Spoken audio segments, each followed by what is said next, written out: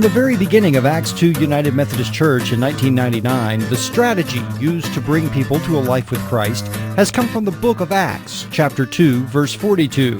It says they devoted themselves to the apostles' teaching and fellowship, to the breaking of bread and the prayers.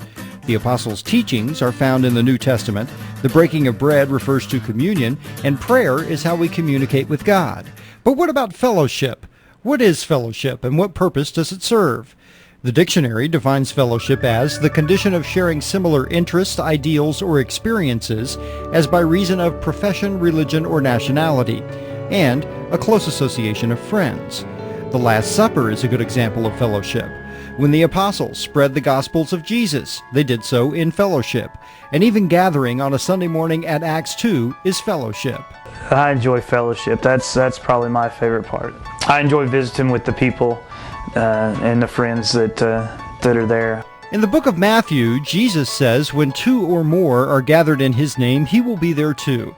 That's the basis for the formation of small groups. Small groups range from Sunday school classes to regular meetings among friends. Regardless of the shape of a small group, though, they are an example of fellowship that leads to learning. Well, one of the things that we take very seriously is Christian formation. We talk about measuring things in life change. And so whether you're a little one or whether you're an old one, we know that we're doing our job if you're getting closer to Jesus. I don't think that 1 hour on a Sunday morning is really going to make much of a life change for most people. So folks need to be in a small group or in some sort of a Sunday school class, or maybe come to youth group or some sort of children's ministry. And the more time that people can spend in God's house and spend listening to Him and learning how God speaks to us, the better off they'll be. I can read the Bible forever and get my own ideas, but I think when you're sharing your ideas with someone else, then you're broadening your scope of your understanding of the Bible. We were two groups that came together. Aaron Elam leads one of the many small groups that meet during the week for study and fellowship. Really not very good at keeping us on track. I'm not very good at keeping us on subject, but I talk the most, so I guess that's the reason I'm the leader of that group. What really matters about your classes is just getting in one and getting with people and developing the relationship that I've got with the people that are in our class. Fellowship in a Christian sense also means sharing.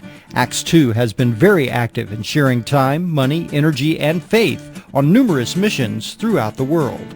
I had an opportunity to go to Rio Bravo, Mexico the last time the church went. Talk about a powerful trip. It was just unbelievable, the level of poverty that I had never seen or experienced before in my life. I know that I left Mexico gaining as much or more as the folks who gained a house. I really believe that Jesus calls us to do that really in twofold, and that is to not only help others who could really use the help that we can give, but also for us to further our walk in Christ. Because I think we're supposed to reach out. We're supposed to touch other people. We're not just a building. We are to go into all the world and do God's work.